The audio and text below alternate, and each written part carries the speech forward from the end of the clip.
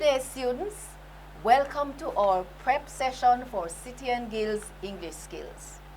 By now, you would have done your speaking and listening exam and hopefully the mock exam for the reading and writing. What we're going to be doing in this session is really to prepare you for the reading and writing. So, there are quite a few things that we have to get sorted out, quite a few things that we're going to be working on, and we're going to be providing you not only with some exam tips, but we're actually going through a live paper with you so that you'll be able to see what you need to do and how you can really maximize and do your very best. Are we ready? Let's go.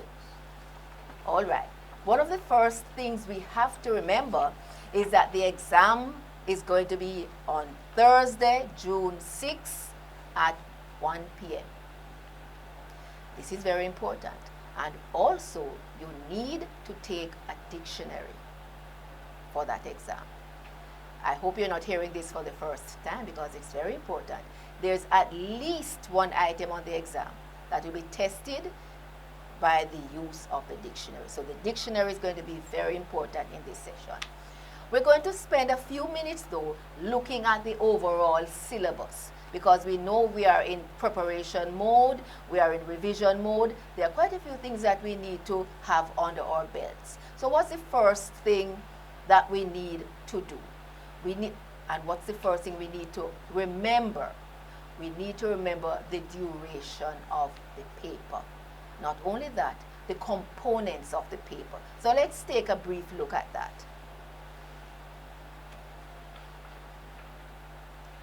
You will see that there are 3 stages that will be tested: stage 1, stage 2, and stage 3. You need to be aware that for all the stages, it's the same time. It's 2 hours. However, there's a distinction in terms of if you're doing stage 1, the number of passages, we call them documents, that will be tested as against stage 2 and stage 3. But let us look a little bit at stage 3 because that's where quite a few of you are sent up to do. Let us look at stage 2. 2 hours, as we said. There is a continuous writing task, and usually it's a letter or an article. I want us to take account of the word limit, 300 to 400 words. All right, so we need to be aware of that. We also need to be aware that for stage 3, there are 3 documents. The same thing we call comprehension passages. So we have to get used to this terminology. So you'll see document 1, document 2, and document 3. We also need to take into account that for each document we have set questions. So we don't want you to jump ahead. The paper is set in a progressive manner. So for document 1, there are certain items that are set for document 1. You concentrate on that. Then you do document 2. There are certain questions there. And then document 3, certain questions. And there's another section where you'll have to use the information on all 3 documents to answer those questions. And then we get to the other part where we get tested on a few other areas of grammar and punctuation, and then we get to the continuous writing. So in a nutshell, that is what the paper is about. And you notice that we have on slide the dictionary or the thesaurus. It's very important because you must come to the exam on June 6th at 1 p.m. with your dictionary. It's very important. And before we look at the live paper, let us look at some of the areas that we need to revise, the areas that we need to focus on because you are going to be tested on that. The good thing about City and Guilds English Skills is that there are no surprises. You will not be taken off guard. Everything that you've been studying for, you're likely to be tested on. Okay? So, when you look at the passages that you get, the documents we call them, when you read anything, everything that is written, everything that you write, everything you read, there's a purpose behind it. We don't just write for no reason at all. Even if you feel you're just scribbling, every writing has a purpose. Every document you read in the exam has a purpose. Now you will have to read to determine what is its purpose. Is the purpose to, is the writer trying to get me to understand something? Is he trying to persuade, she trying to persuade me? So we look at things like, is it to entertain me? Is it to persuade me? Is it to instruct me? Is it to inform me? Is it that we're criticizing something?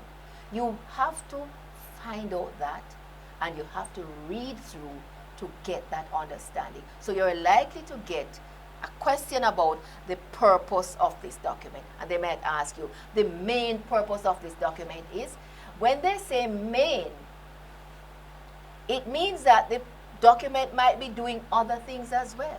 But the fact that main is there, it means that over all the other reasons, this is the big thing. This is what this passage or this document is seeking to do. So for example, when you take up your textbooks and you read your textbooks, say your history books or your physics books, your chemistry books, what is the purpose of that? Anybody? Okay? Well, you're studying, but also you're learning something. You're being instructed. It is to teach you something. It is to inform you about something. So you're learning about something. If I were to give you a speech, like let us say that you are running for your, what you call it in schools, your student guild or whatever. And you're giving a speech to your colleagues, your peers, because you want them to vote for you. What would be the purpose of that? Yes, you're persuading because you want them to agree with you. You want them to vote for you. So the purpose here would be different. And I'm going to use all the right words and phrases to get you to agree with me and to do what I want you to do. So when you watch debates and so on, they want you to agree with them. It is to persuade you. So you have to understand the difference between being persuaded, being entertained, being instructed. So all of these things you'll have to, practice. And as you go through, keep it at the back of your head. What is the writer doing? Am I learning something? Yes, of course you're learning. But what is the focus? Is it to get me to agree with? Is it to broaden my knowledge about something? Am I getting some critical eyes here? Is the writer trying to get me to look at other ways of thinking? So you have to think about all of these things.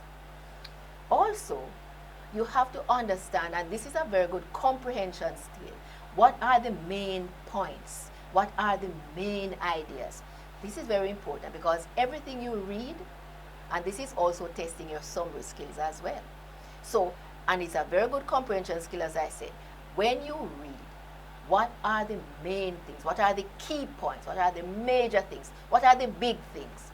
And of course, writers have a way of, they have the big ideas, the main ideas, and then they have the ideas that support these big ideas. So you must be able to make the distinction between the main ideas and the supporting ideas. Because sometimes there might be something in a passage that is only mentioned once. There might be another thing that is mentioned more than once in different ways. Now you have to be able to determine, oh, so this is what this passage is about. And sometimes the writer will use different strategies to get you to focus on the main ideas. Sometimes it is the use of a graphic. Sometimes it's the use of the heading or the subheading. Sometimes it's the repeated use of a phrase or a word. So you'll have to understand, how do I get to the main idea? Another thing, and I mentioned that earlier, the dictionary use. I know that in talking with some of you, I'm hearing that, oh, I didn't know I should take the dictionary to the exam. Of course, you have to, because there's going to be at least one item that will require the use of a dictionary. Now, When we get to that, we will go through in a little bit more detail. But the dictionary is a very good tool. It does a lot of things. And it's not only getting you to know words, but also parts of speech. And in the exam, it will tell you not only that the word that you should find, but they want you to give it in a particular part of speech. So you have to be able to use your dictionary. And using the dictionary is also another good skill, because you'll also learn how to put words in alphabetical order. Now, when you're doing some of the stages, as in stage 1, there's a section there where you have to put words in alphabetical order. And if you don't know how to use the dictionaries, let us say the word begins with B. You shouldn't be looking at the back of the dictionary to find a word that begins with B to answer that question. You understand? So you have to be able to use the dictionary in a way that suggests that you understand what you're about. So the dictionary will do many things. Give you the meaning of the word, give you other words that you can use. The dictionary will also tell you where the word comes from. We call that etymology. It's a big word, etymology. You know, with family. You know, sometimes you can look at somebody and say, boy, you look like so-and-so, you know. Yes, words are like that. They come from families. So the dictionary also will tell you the source, where this came from. Is it a word with Latin roots or Greek roots or whatever? So the dictionary is also very useful. Also, you also need to work on words and how words are used in context, because you might get an item that will ask you for a particular word. Now, words, as I said, words have many, many, many meanings. So you will have to ensure that the meaning that they want a particular context. They want a particular meaning for the word, because one word can mean dozens of things. But it is how the word is used, we call that the context. It is how the word is used that will give you the cue and the clue as to what it really means. And another thing that you will have to revise, and we'll touch on it later, the use of the image. Now, if you look at all the 3 passages, or if you're doing stages 1 and 2, all the 2 passages or documents, every one of them will have illustrations. They'll have pictures, they might have graphs, they might have a photograph. There's always something there, and you always get an item on that. So we are going to be taking that on later on, but it's just for you to remember that there's always a question on the image. And it's not there for decoration. It is there for a purpose. It helps you to understand. It has a comprehension meaning behind it. So whenever you see the pictures in the documents and you have questions on these pictures, you have to think comprehension. And we will see how that works when we look at the passage, the paper that we'll be going through. All right? So we are going to be taking a very short break, and we'll return with some more exam tips.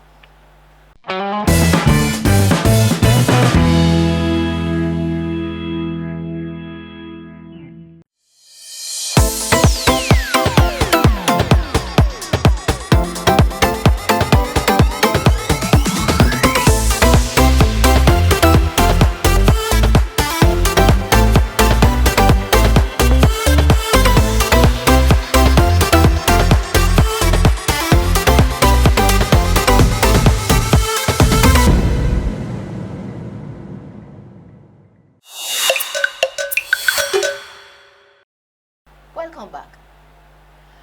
We were looking at some areas that we needed to focus on for the exams, and we'll continue with a few more. We just looked at image and images, and we're now going to be looking at summary skills. Now, the exam is set in such a way that you are not asked to summarize a passage, but we ask you questions that will test that skill. So we might ask something like, we might give you some sentences and ask you to identify the sentences that suggest or give you the main idea. In other words, if you don't understand the original document, you're not going to be able to summarize it. So one of the skills that you'll have to learn and revise is, and it relates to comprehension. Am I understanding what is written? And if I understand it, am I able to understand it and in my own words? Am I able to express it in my own words? Because what you might get in the exam, you might not get it word for word lifted from the documents, but it might be a paraphrase. In other words, it's the same idea but expressed differently. So you'll have to understand how to read a passage, read the sections, and a good way that could help you in terms of getting the main ideas, if you see that the document has headings and subheadings, that will also cue you into the main areas. Another big area that we also need to look at, we call these layout features, and I'm sure that we would have learned some of those in class. Would any of you here care to remind us of some of them? Okay, can you think of any? Not right now? Huh? Not at the moment. Context clues.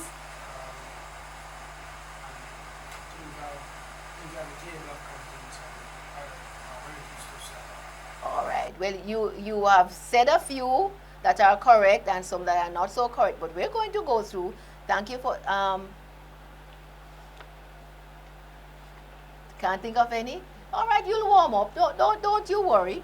But these are features, and I want you to look when we mount the documents. I want you to look at how the document is presented, because you're going to see quite a few things. You're going to look at the graphics. These are the images, the pictures, the graphs, the illustrations.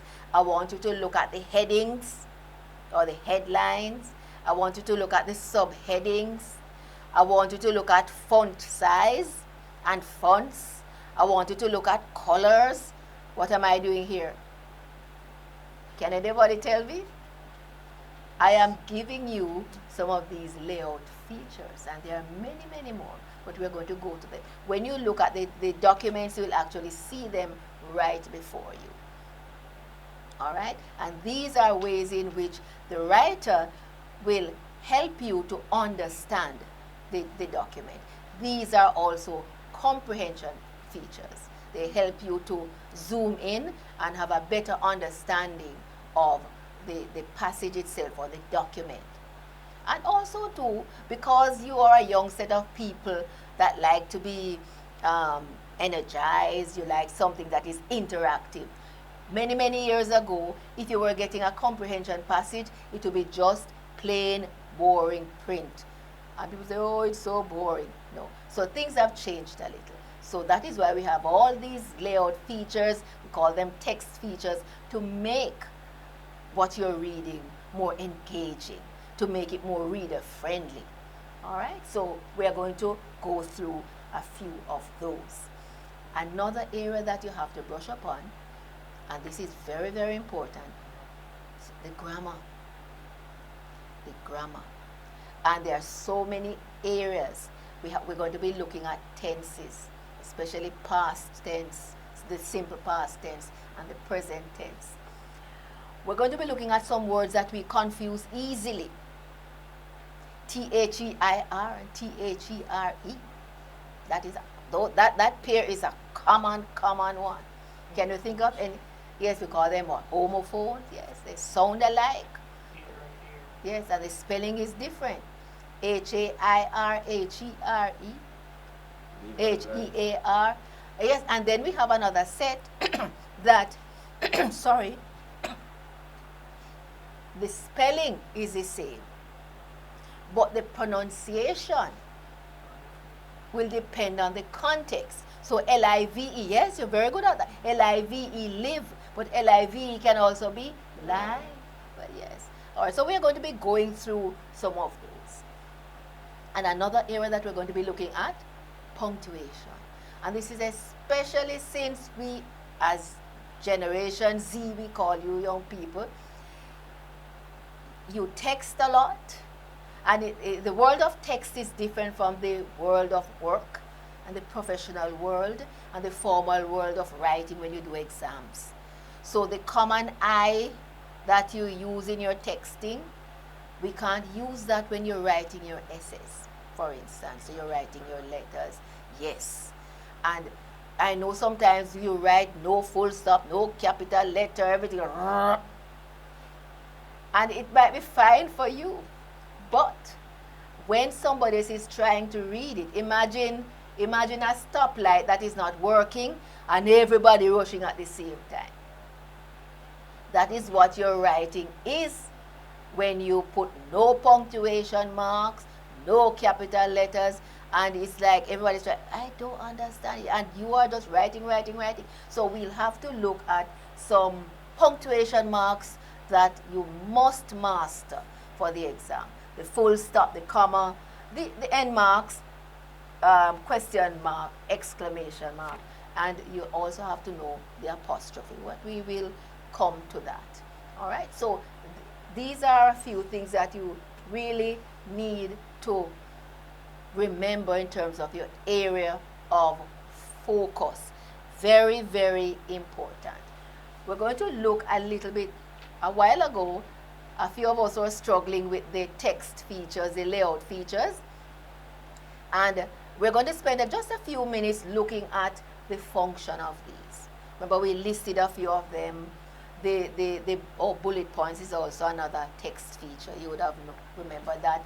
Listing, bolded, the font and the font size and the colors and so on. But how do they work in the passages? How do they work in the documents? And we have put a few on, mounted a few to help you. One of the first things, the function, is that they enhance readability. And what do I mean by that? Can anybody break that down if I say enhance readability? Helps you to read more fluently. Helps you to read more fluently. Helps you to understand the passage more. Well, he has said it, but can you say it in another way? Okay. It sets a type of stage that the reader can maneuver or place out his main ideas in a specific way that the reader can maybe pick up on the main idea and speak as All right. So you're saying that it enhances readability. In other words, you're able to comprehend it. Yes. So it's not so difficult to understand. So these features in the text will make it easier to understand. Very good. All right. Also, too, depending on the text feature, it can help you to identify the main idea. Now, if I had, say, a document, what text feature or text features might help me to get at the main idea? If I were reading something, what would I look for? What would help me? All right, the topic sentence. But even before we get there, because that is also good, because the topic sentence most times comes at the beginning, not all the time, of the paragraph, and it kind of gives you a summary of that particular paragraph. So yes, but can we think of anything else? How can we get at the main idea? Which text feature could help us to do that? The heading or the headline. Yes. And the writer ensures that you don't miss it.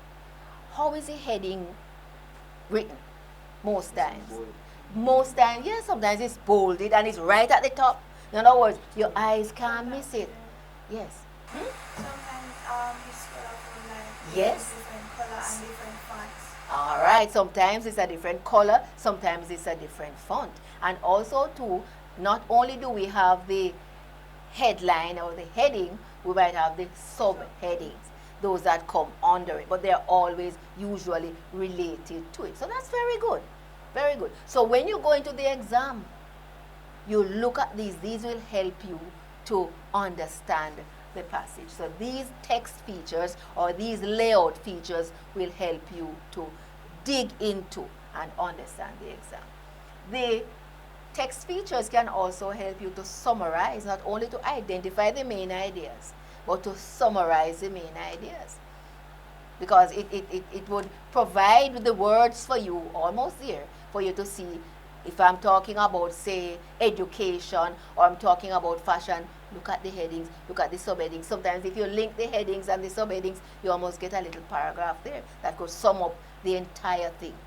All these were summed up through the headings and the subheadings. And sometimes we have text features that reinforce ideas. And when we say reinforce, what does that mean? Stated more than once. Stated more than once? Mm-hmm. When you reinforce something, what do you do? You say fix it. Really? You fix it, but how? Fix it how? Like You repeat it. Yes. You say it more than once, you repeat it. And sometimes it is said more than once, but in a slightly different way.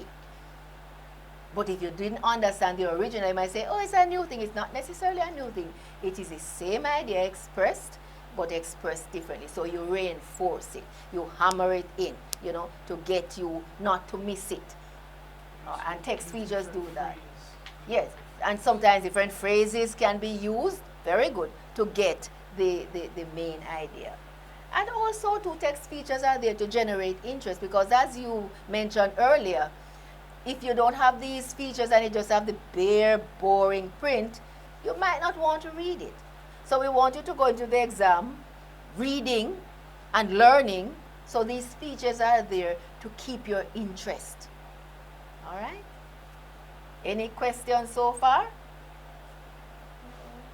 Sure. Can anybody remind me of any of the text features? Or we call them layout features. Font size, graphics, Summarizing. text color, The bold. bold it, yes, when you bold things, yes. Because when you bold it, what does it do to you? It attracts, yes, man. It grabs your attention. Punctuations. Well, punctuation in how? It's like exclamation mark. Well, I guess sometimes you can consider certain ones, especially if they're in the headline. What are we going to do now? And you might want to look at that. But punctuation per se, we don't really consider those text features. There are other bigger, bolder ones that we can use. We can use headlines and headings. We can use bullets, because you notice in the slide before that, I bulleted some points here. So, and when you list 1, 2, 3, A, B, C, those are text features as well, And they get you to focus on the ideas that the writer might have, that he or she wants to bring across. So, are we clear on text features? All right, let me ask you a quick question. How long is the exam? 2 hours. 2 hours. All right. How many documents will you get for stage 3? 2 documents. 3 documents. 3. 1, 2, 3. 3 documents. Yes, 3 documents. And what does that tell you about managing your time? We soon come to that.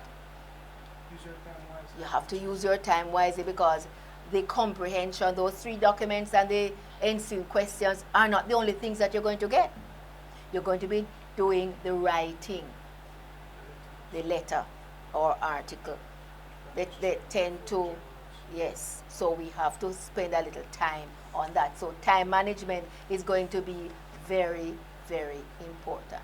We're going to look a little at what the chief examiner had to say about last year's sitting of the exam, because after every year the papers are marked and we get a report as to how you did, the good points, the not so good, the areas for improvement, and there are some areas that we're always needing to work on, and we want you to go into the exam fully focused and not making some of the errors that we tend to make. All right? So we are going to take a very short break, and we will return with the Chief Examiner's Report 2023.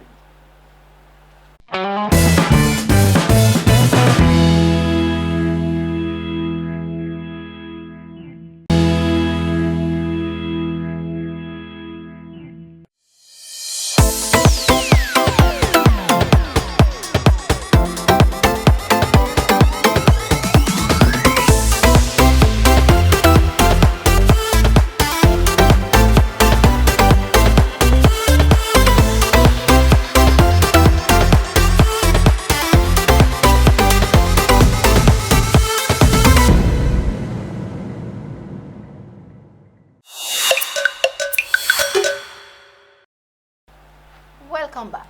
We're going to be looking briefly at the Chief Examiner's Report 2023. And the reason we're going through this report is we want to ensure that our students, are aware of the strengths, are aware of the weaknesses, and we don't want us to go repeating the errors that we made in the last sitting. So, remember that we said that the exam is 2 hours. It's a 2-hour exam. So time is important. Some of us have this habit when we get a question, we write out the question and then we write out the answer. No, that is totally unnecessary. There's no need to write out the question. If the question asks for a word, give a word. If it asks for a phrase, give a phrase. If it asks for a sentence, give a sentence. Don't write out an entire paragraph. And sometimes, we do that because we have a comprehension challenge. Because perhaps if we understood what is being asked or what the passage or the document is about, we wouldn't be writing an entire paragraph and it's either hit or miss because you just put in everything with the hope that the answer resides somewhere within those sentences. So we have to pay attention to what is asked. Another thing that we need to do is to be able to identify the layout features or the text features. We were trying to do that earlier on. What some people did last time was to describe the features. And if you're describing it, it probably means you don't know the name for it. We want you to give the name. Say what it is. Whether is it bolded, is it headline, is it subheading, is it bullet, is it listing? Though just give the word. Do not describe it. Another thing that we have to remember, because we are going to be tested on it, the purpose of the document. What is it? And sometimes the document itself can give you a clue. Sometimes you can look at the words that are used. If you're able to identify the kind of document, it is easier for you to understand the purpose. Why, what's the author's main idea or purpose behind it? What is it intended for? Another thing, and we mentioned that again earlier, punctuation. Especially end marks, full stops, question signs, exclamation, and of course we have to know the comma, purposes of the comma, and the apostrophe. Those are the main ones you're likely to be tested on. And there's always a section on the paper where they give you a passage with some punctuation marks missing and they ask you to insert. We're going to be looking at that shortly. Another area again, and we mentioned that earlier, grammar, especially with subject verb and especially with tenses, and especially too because we do not practice speaking standard Jamaican English, it becomes a little bit more difficult to write. So you'll have to begin to write formal English a little bit more, read, because when you read you're able to write better. Trust me, that's true.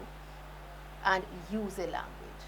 All right? So that when you're writing, you'll realize, oh, but this is an error. Sometimes you don't know because that is how we speak. So we have to work on the grammar.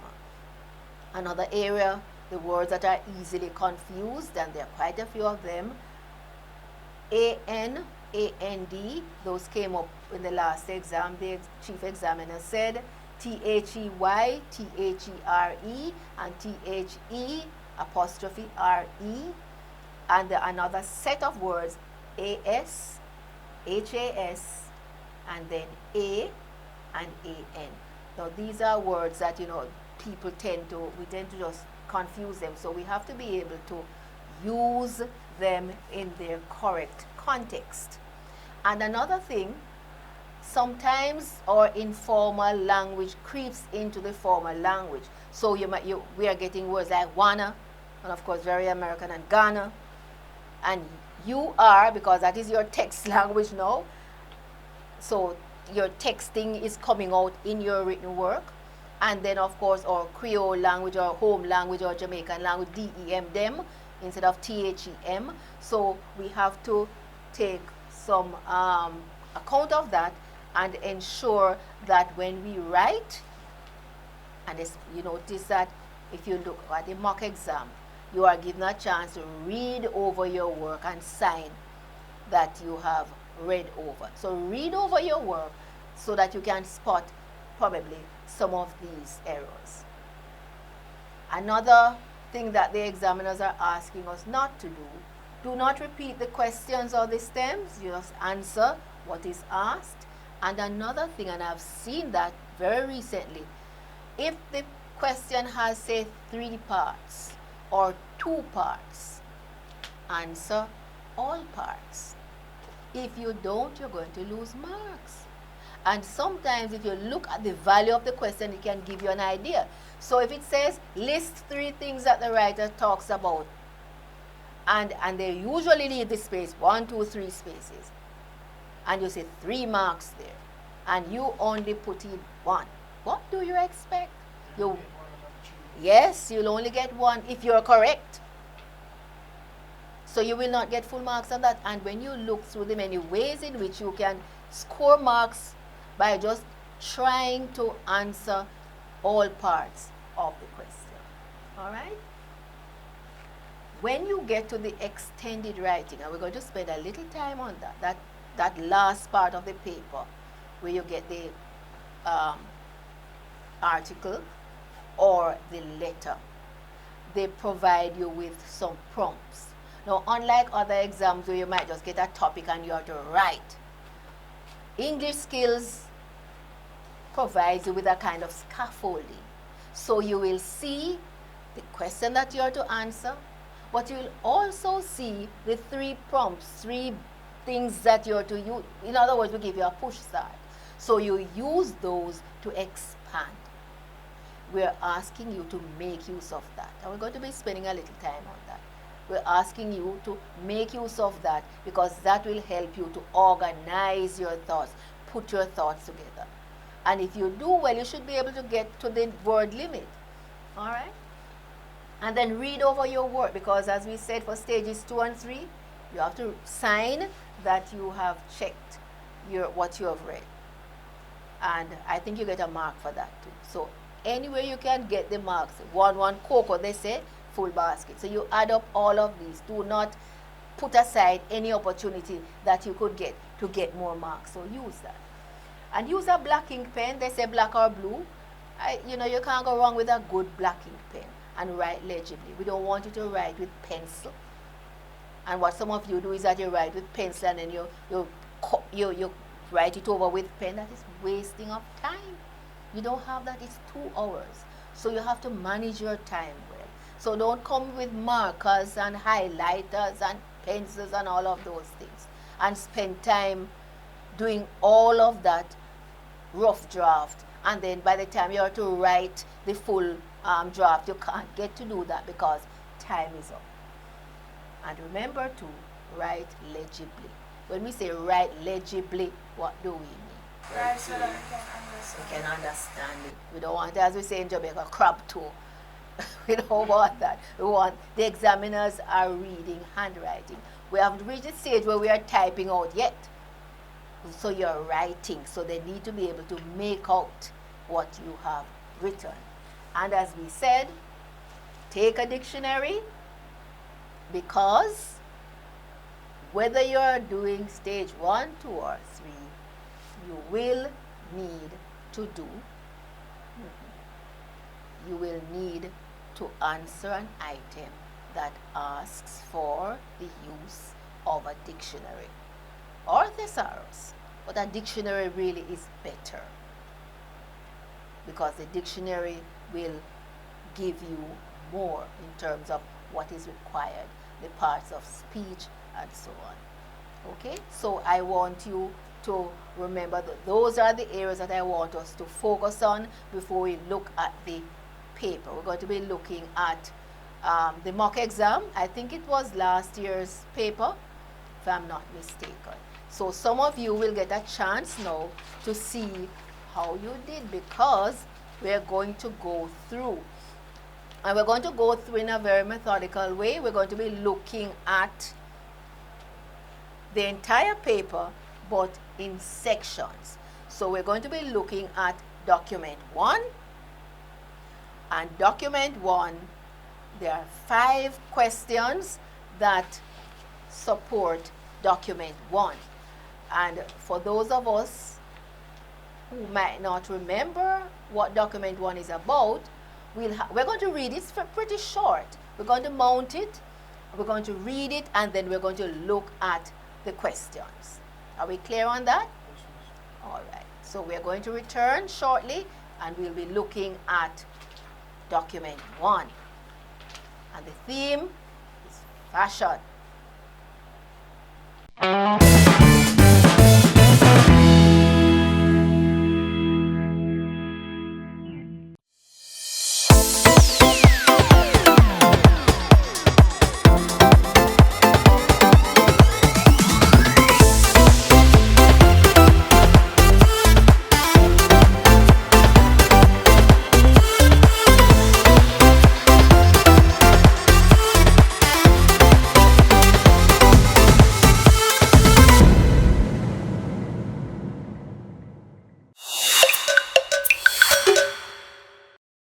Welcome back.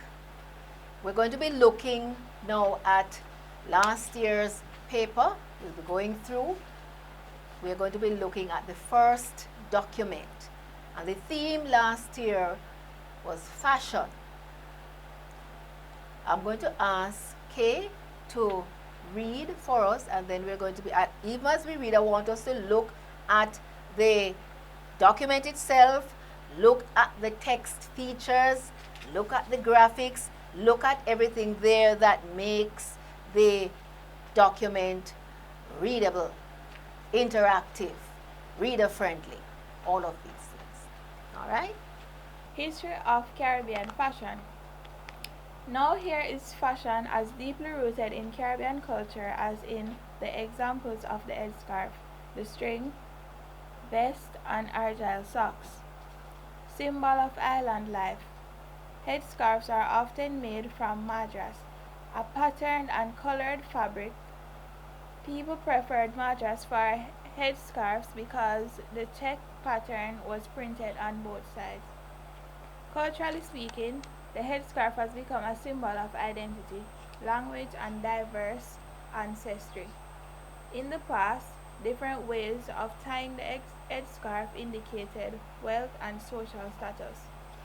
The peaks of the scarf, or the direction in which the ends were tied, could also signify whether a wearer was married or single. People also chose madras fabric because it was lightweight, so it kept the wearers cool as well as protecting them from the sun. Tying a headscarf is like creating a piece of your own art. There are 1,001 ways to tie it. As a fashion icon, it still inspires creativity and originality while also evoking a sense of shared cultural heritage. Adapting to new temperatures. Travel has always played a major role in fashion. Did you know the string vest was designed in Norway for soldiers to keep warm?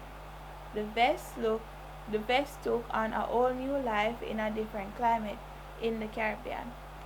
On the islands, it became the mesh merino, a sleeveless undershirt made from a knitted cotton to resemble a net. Traditionally, this garment was only ever worn under clothes. However, the vest was given a bolder look by combining it with an open shirt. The trend changed in the 80s and people stopped wearing anything over the vest, giving rise to its status as clothing with a rebellious edge. Influential singers make socks an icon. Let's not forget the island's love of argyle socks with their multicolored geometric diamonds. The tartan patterns are of Scottish origin, made popular in the 1920s by golf players. The craze later spread to the US and the Caribbean in the 1940s. Once some of the island's famous musicians were seen wearing them on the front of their album covers, the argyle socks became iconic. You could count on a pair of these socks attracting everyone's attention. Thank you very much, Kate. All right, so that is document 1. The instructions, section 1, 35 marks, and read the documents in the source document and answer the following questions. And notice what comes next. Questions 1 to 5 are about document 1. So what Kay has done, she has read document 1. Let us look now at the 5 questions that relate to document 1 and see how we arrive at the answers. The first question, the main purpose of document 1 is to, and I'm going to read the answers. A, criticize current styles in art. B, discuss variations in climate. C, describe changes in language. And D, explain origins of design icons. And then we see tick the correct answer. Now, one of the first things you have to do is to follow the instructions. It did not ask you to circle. It did not ask you to underline. You are to tick. And notice that the 4 boxes are provided for A, B, C, and D. So it means that you are to tick. The value is 1 mark. So you'll have to now look at document 1 again. Look at the 4 options. And one of the things that you can learn, you see, when you do multiple choice and there are 4 items, usually 2 are out. So you don't bother waste your time on those 2. For which 2 might be out here? Miss C. C, C describe changes in language. Yes, I'd agree that C B can. and C. And B and C. Describe B, variations in- discuss variations in climate. All right. So having eliminated those 2, you work now with A and D. Criticize current styles in art, or D, explain origins of design icons. Now, which one would you choose? D. D as in dog. All right. Now, why would you choose that? Okay, so Yes, Everton. Miss, in the reading passages, it clearly states that the symbol of the island that is the headscarf or olive leaf from Matrix has pointed out. Miss, I can simply seek out the main idea in this is showing that it is only explaining the origins of this certain. All right. So we see that they tell you where the madras came from. All right. Anything else? Socks. The socks and how yes and yes. So it tells you yes, this is from Scotland, this is from so and so. So it gives you a good idea that D is the correct one. So you're correct. So you'd have got that one right. Let us look at number 2 and notice the use of the bolded words in the questions themselves. So they're actually using a text feature to test you. So in other words, you shouldn't miss that main purpose of document 1. And then 2, which one, notice one is bolded, which one of these sentences best summarizes the opinions of Rita Campbell? And what is it asking you to do? To underline. So you have to follow the instructions. There are 3 sentences in a box, and they're asking you to underline. And notice what the word underline, they underline the word underline, so you can't miss it. So you do not tick here, you do not circle, you underline. Now let us look at the passage again and see in terms of summary. So in other words, if you didn't understand what the passage is about, Anthony, it's going to be difficult for you to summarize it. Notice that the summary is not necessarily from the passage word for word, but it sums up the essence of it. So you will have to be able now to determine which of these 3. So let us begin with Anthony. Which one did you say? Clothing often reflects people's culture. All right, clothing often reflects people's culture. Okay? Clothing often reflects people's culture. All right, so you're agreeing? All right. This, and you are all correct. And why would you say that? Can you find anything in the passage that gives you that notion, that gives you that idea? You can point me to something. Notice that for this particular idea is repeated throughout in different ways by giving illustrations to support that main point. And what is that? In paragraph, it clearly says, culturally speaking, the headscarf has become a symbol of identity. All right, so your headscarf and identity, culturally speaking. Yes, All right, nice. Anything else?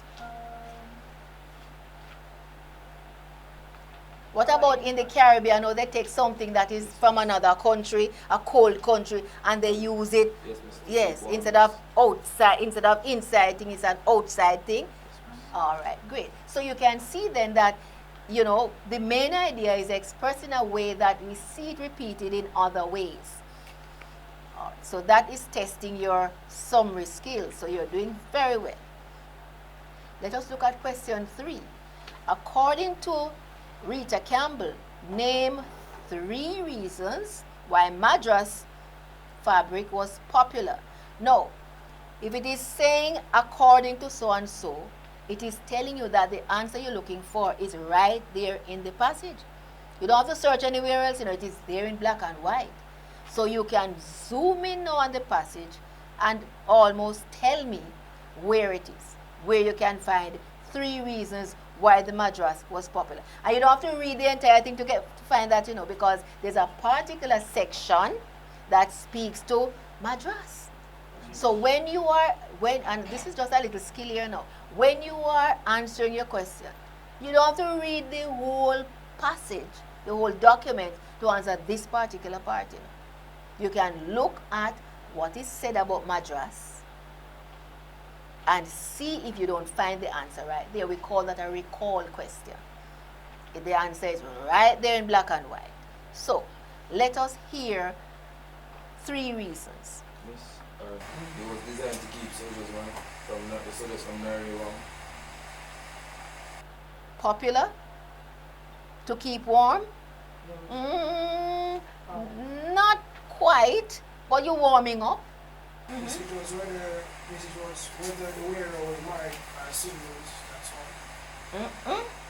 White was popular. 3 reasons for the Madras was popular. A little bit more than that. Okay, you want to try something? It was a symbol of identity. Yes, but there are other things, What about the fact that, because in terms of wear, you could wear it on right side and wrong side, printed on both sides. We want, in other words, why would people gravitate towards it? When something is popular, people want to use it. What about the color and what about the pattern? What about the fact that it was lightweight? And think about our climate here. Keep the wearers cool. Yes, popular because of that. Think about Jamaica. You would want something that is heavy and woolen and so on. So it's light, It keeps you cool. It Sometimes, protects you from the sun. Yes. sometimes the headscarf is like creating a piece of your own art. Well, there's that the artistic flair to it. The whole, it is patterned and it's colorful. Yes. So any of those could work in terms of the popularity. This piece of material is popular because so and so. And remember, the answer is not outside of the passage. It's very much right there. Now let us look at question 4 now. The phrase count on, and count on is in quotation marks. The phrase count on is used in document 1 to mean, now this is where your comprehension skill is important. You have to understand the use of certain phrases as well. Vocabulary is important. Remember, count on, it is the last line. Let me see if I can. You could count on a pair of these socks attracting everyone's attention. It's the last sentence in document 1. The last sentence. What does count on mean? This one means square, A and B is always. Which one? A and B is always. A? And B is always.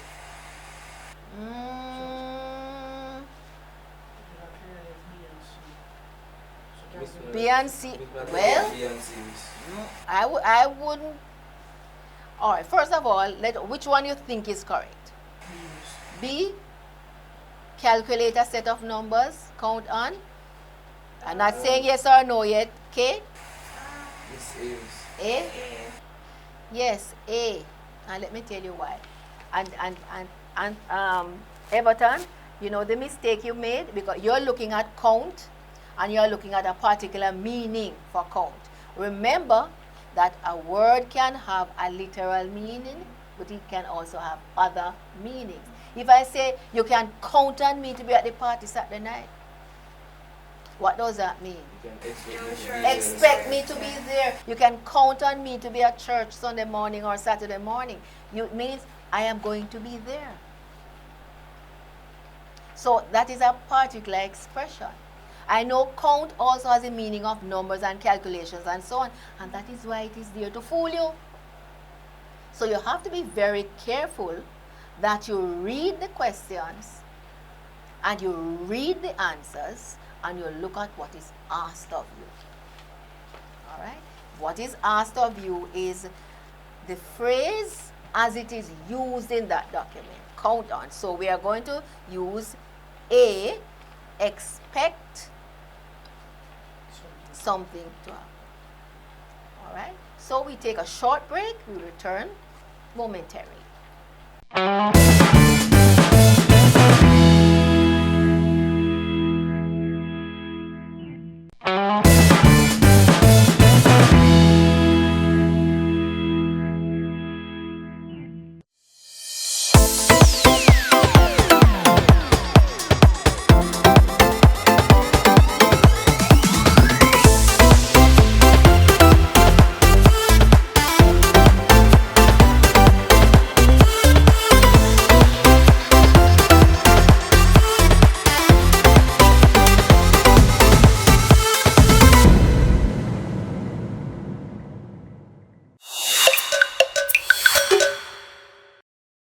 Welcome back.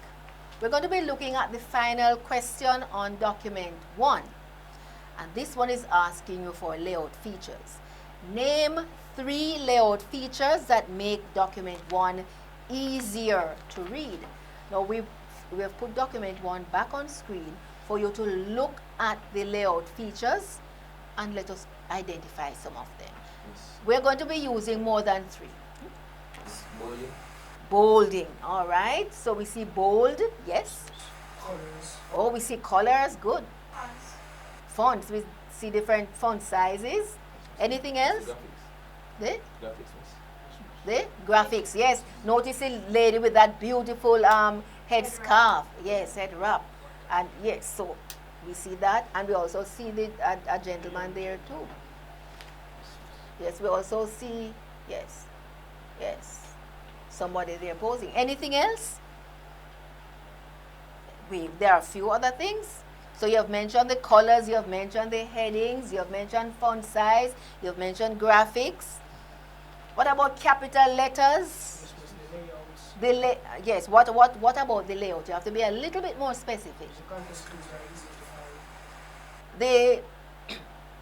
The we have italics there. Are the main ideas. But how are you able to find the main ideas? It's these text features that help you find the main ideas. So we see the main ideas through the headings, Yes, miss. the subheadings. Yes, miss. Like in bolding, blue, miss. Yes. That influencing us. Phrases. Yes, Yes, and certain.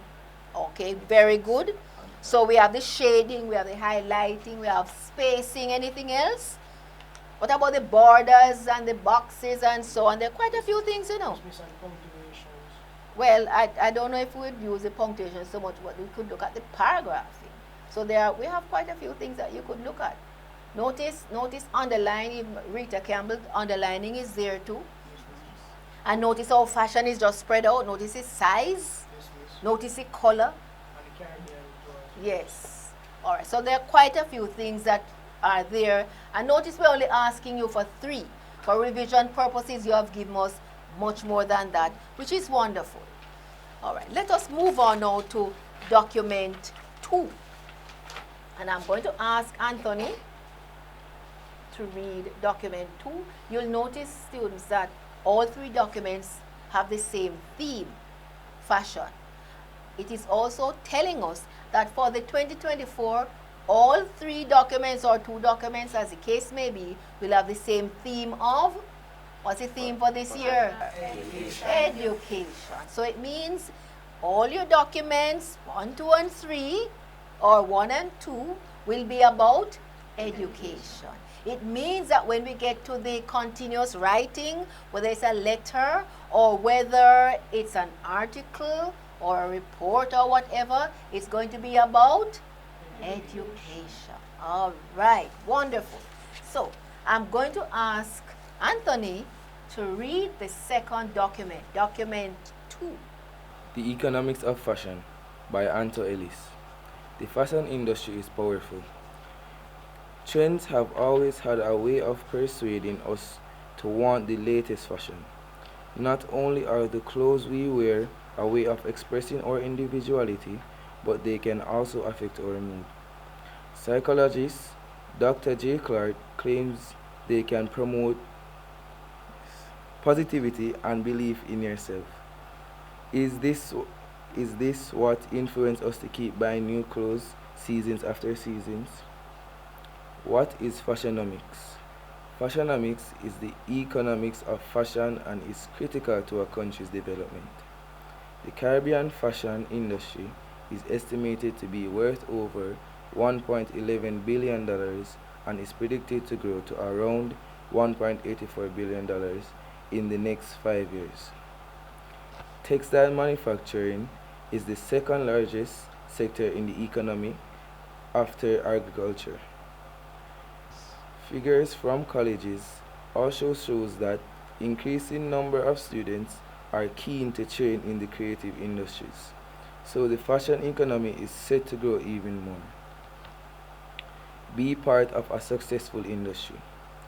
Don't just rely on international fashion brands, but also try to support Caribbean companies. They need to be able to count on local buyers. The more money people spend, the more local economy can grow. Not only can this create new jobs, but it also encourage other small businesses to open in the district. What is green fashion? Consumers now think about the environmental impact of things they buy. Did you know that water usage in the fashion industry exceeds all others apart from agriculture? Making a t-shirt can use 3,000 liters of water, which is the equivalent to 900 drinking days of water. With the rise in population accelerating across the world, the demands on water for the textile industry are going to be even higher.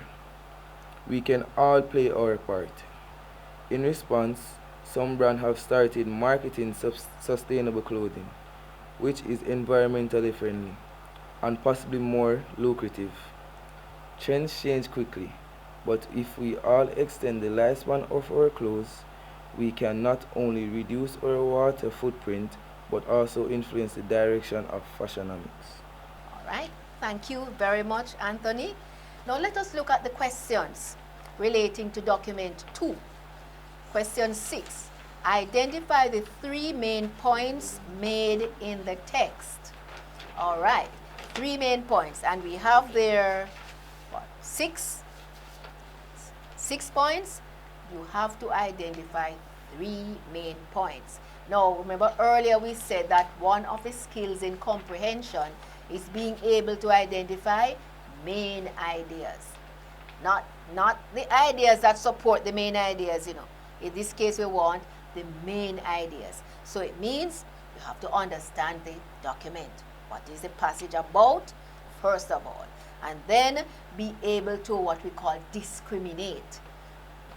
Be able to sift the main idea from what is supporting that main idea.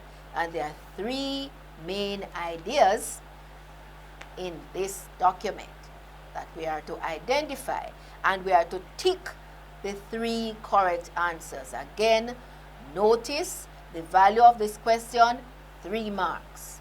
Notice that we have boxes on the right of the page, and you are to tick. So you will tick in the box the 3 points that would make up the main ideas for this one. Let us hear from you, and it will be good if you were able to not just identify the main ideas, but give us an idea of where it came from in the passage, so I know that you know that you know. All right, so Stacy, can we start with you? Okay. Sustainable brands are trying to change shopping habits. Let us see if she is correct. Sustainable brands are trying to change shopping habits. And where would you find that? Let us see. Tell us where you got that idea. I'm not saying whether you're wrong or right. Tell me where you're. Okay, it said No, tell us where in the document. First section, first paragraph, where? third paragraph, first line. Third paragraph. Let us see. Third paragraph.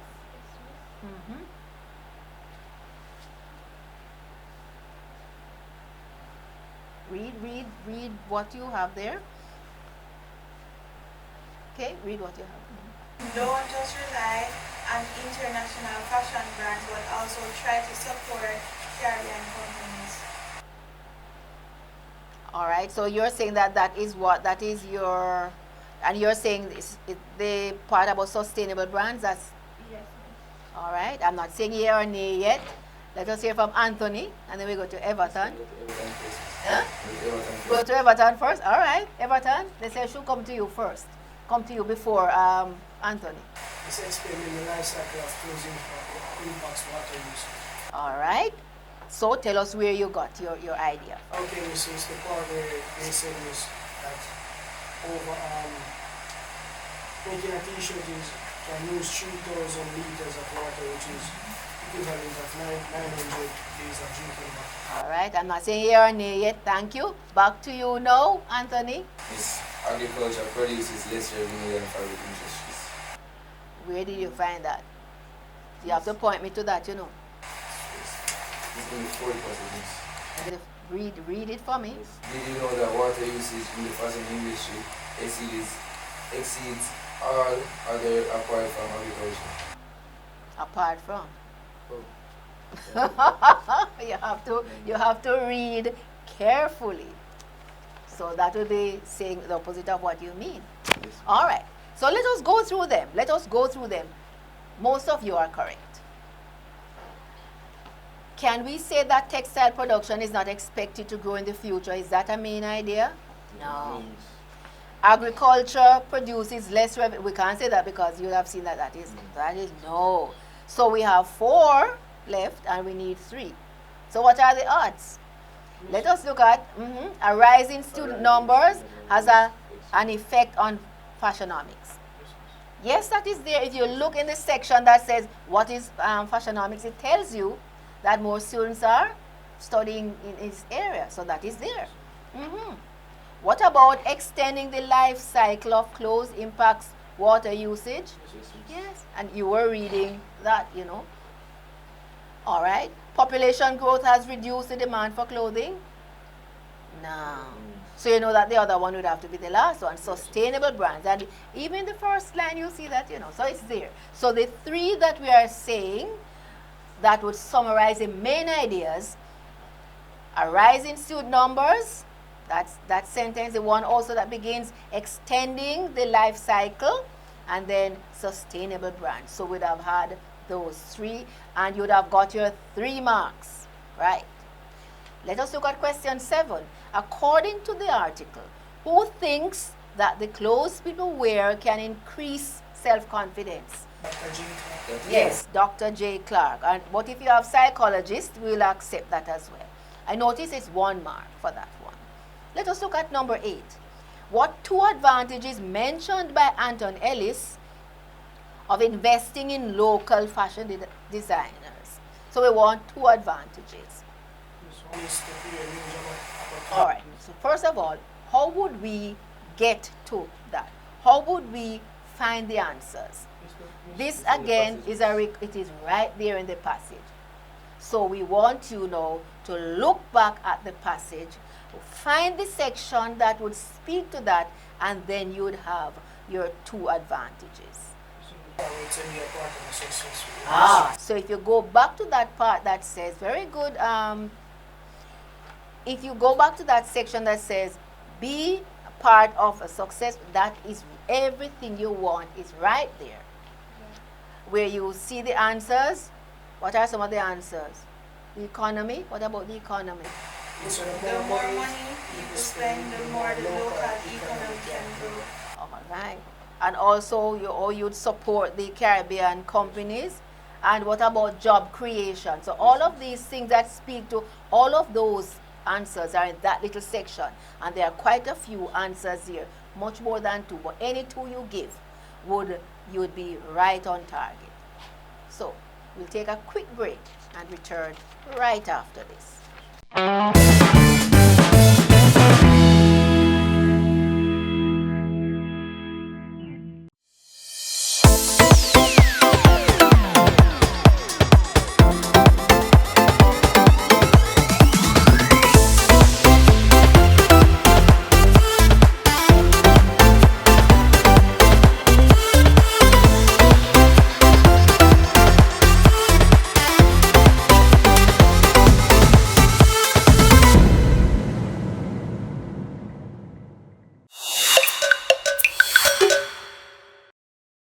Welcome back. We're going to be looking at the final question on document 1. And this one is asking you for layout features. Name 3 layout features that make document 1 easier to read. Now we have put document 1 back on screen for you to look at the layout features and let us identify some of them. Yes. We're going to be using more than 3. It's bolding. Bolding, all right. So we see bold, yes. Colors. Oh, we see colors, good. Fonts. Fonts, we see different font sizes. Anything else? Graphics. The, Graphics, miss. the graphics, yes. Notice the lady with that beautiful head scarf. Yes, head wrap. And yes, so we see that. And we also see a gentleman there too. Yes, we also see, yes, somebody there posing. Anything else? There are a few other things. So you have mentioned the colors, you have mentioned the headings, you have mentioned font size, you have mentioned graphics. What about capital letters? Yes, what about the layout? You have to be a little bit more specific. The we have italics there. But how are you able to find the main ideas? It's these text features that help you find the main ideas. So we see the main ideas through the headings, the subheadings. In bolding, Yes. influencing. Yes. And certain, okay, very good. So we have the shading, we have the highlighting, we have spacing. Anything else? What about the borders and the boxes and so on? There are quite a few things, you know. Just miss on punctuations. Well, I don't know if we'd use the punctuation so much, but we could look at the paragraphing. So we have quite a few things that you could look at. Notice underlining. Rita Campbell underlining is there too. Yes, miss. And notice how fashion is just spread out. Notice its size. Yes, miss. Notice the color. And the Caribbean as well. Yes. All right. So there are quite a few things that are there. And notice we're only asking you for 3. For revision purposes, you have given us much more than that, which is wonderful. All right. Let us move on now to document 2.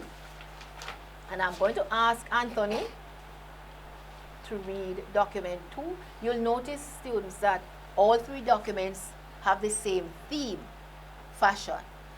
It is also telling us that for the 2024, all 3 documents or 2 documents, as the case may be, will have the same theme of, what's the theme for this year? Education. So it means all your documents 1, 2, and 3, or 1 and 2, will be about education. It means that when we get to the continuous writing, whether it's a letter or whether it's an article or a report or whatever, it's going to be about education. All right, wonderful. So I'm going to ask Anthony to read the second document, document 2. The Economics of Fashion by Anto Ellis. The fashion industry is powerful. Trends have always had a way of persuading us to want the latest fashion. Not only are the clothes we wear a way of expressing our individuality, but they can also affect our mood. Psychologist Dr. J. Clarke claims they can promote positivity and belief in yourself. Is this what influences us to keep buying new clothes seasons after seasons? What is fashionomics? Fashionomics is the economics of fashion and is critical to a country's development. The Caribbean fashion industry is estimated to be worth over $1.11 billion and is predicted to grow to around $1.84 billion in the next 5 years. Textile manufacturing is the second largest sector in the economy after agriculture. Figures from colleges also shows that increasing number of students are keen to train in the creative industries, so the fashion economy is set to grow even more. Be part of a successful industry. Don't just rely on international fashion brands, but also try to support Caribbean companies.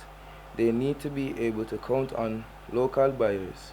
The more money people spend, the more local economy can grow. Not only can this create new jobs, but it also encourage other small businesses to open in the district. What is green fashion? Consumers now think about the environmental impact of things they buy. Did you know that water usage in the fashion industry exceeds all others apart from agriculture? Making a t-shirt can use 3,000 liters of water, which is the equivalent to 900 drinking days of water. With the rise in population accelerating across the world, the demands on water for the textile industry are going to be even higher. We can all play our part. In response, some brands have started marketing sustainable clothing, which is environmentally friendly and possibly more lucrative. Trends change quickly, but if we all extend the lifespan of our clothes, we can not only reduce our water footprint, but also influence the direction of fashionomics. All right. Thank you very much, Anthony. Now let us look at the questions relating to document 2. Question 6. Identify the 3 main points made in the text. All right. 3 main points. And we have there, what, 6 points. You have to identify 3 main points. Now, remember earlier we said that one of the skills in comprehension is being able to identify main ideas. Not not the ideas that support the main ideas, In this case, we want the main ideas. So it means you have to understand the document. What is the passage about, first of all? And then be able to what we call discriminate. Be able to sift the main idea from what is supporting that main idea.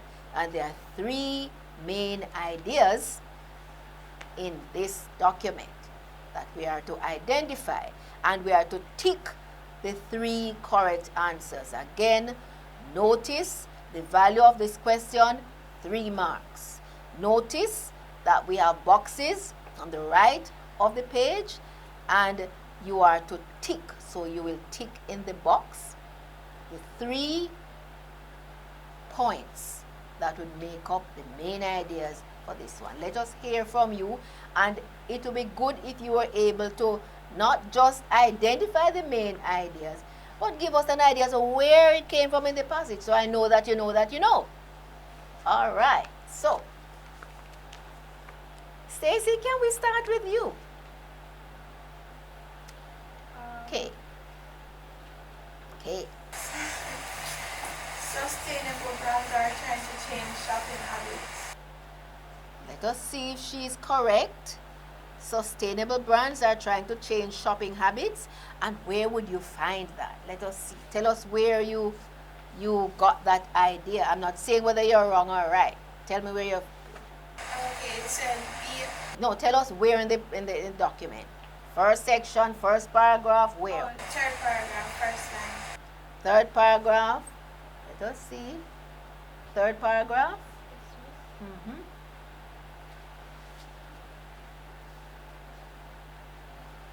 Read what you have there. Okay, read what you have. Don't just rely on international fashion brands, but also try to support Caribbean companies. All right, so you're saying that is your, and you're saying the part about sustainable brands, that's, Yes. all right. I'm not saying yeah or nay yet. Let us hear from Anthony, and then we go to Everton. Huh? Go to Everton first. All right, Everton. They say should come to you first. Come to you before Anthony. It's explaining the life cycle of closing impacts water use. All right. So tell us where you got your idea. Okay, so it's the part where they said was that over making a t-shirt can use 3,000 liters of water, which is equivalent of 900 days of drinking water. All right. I'm not saying yeah or nay yet. Thank you. Back to you now, Anthony. Yes, agriculture produces less revenue than private industries. Where did you find that? You have to point me to that, It's only 40%. Read it for me. Did you know that water usage in the fashion industry exceeds all other apart from agriculture? Apart from. Oh. you have to read carefully. So that will be saying the opposite of what you mean. Yes. All right. So let us go through them. Most of you are correct. Can we say that textile production is not expected to grow in the future? Is that a main idea? No. Agriculture produces less revenue. We can't say that because you have seen that is no. So we have 4 left and we need 3. So what are the odds? Let us look at a rise in student numbers has an effect on fashionomics. Yes, that is there. If you look in the section that says what is fashionomics, it tells you that more students are studying in this area. So that is there. What about extending the life cycle of clothes impacts water usage? Yes, and you were reading that, All right. Population growth has reduced the demand for clothing? No.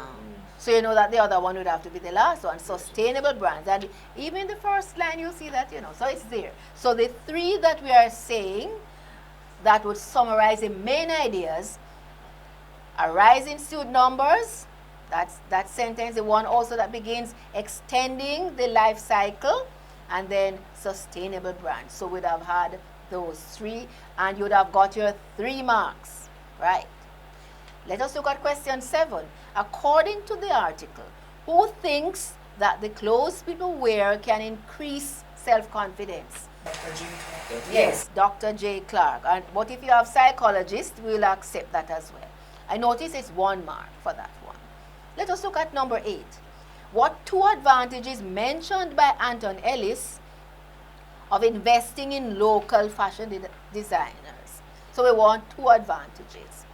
This one is to create a range of All right. So first of all, how would we get to that? How would we find the answers? This again is it is right there in the passage. So we want you now to look back at the passage, find the section that would speak to that, and then you would have your 2 advantages. So if you go back to that part that says, very good, if you go back to that section that says, be part of a success, that is everything you want is right there. Where you see the answers, what are some of the answers? The economy, what about the economy? The more money people spend, the more the local economy can grow. All right. And also, you'd support the Caribbean companies.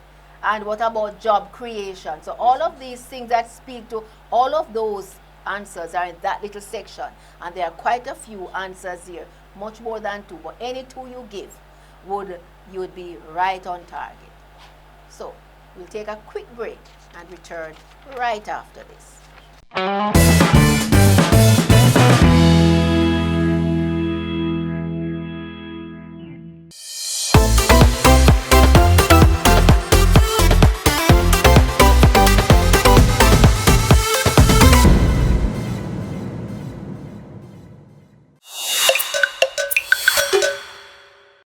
All right, we return. We're still at document 2. Welcome back. Still at document 2. We're at item 9.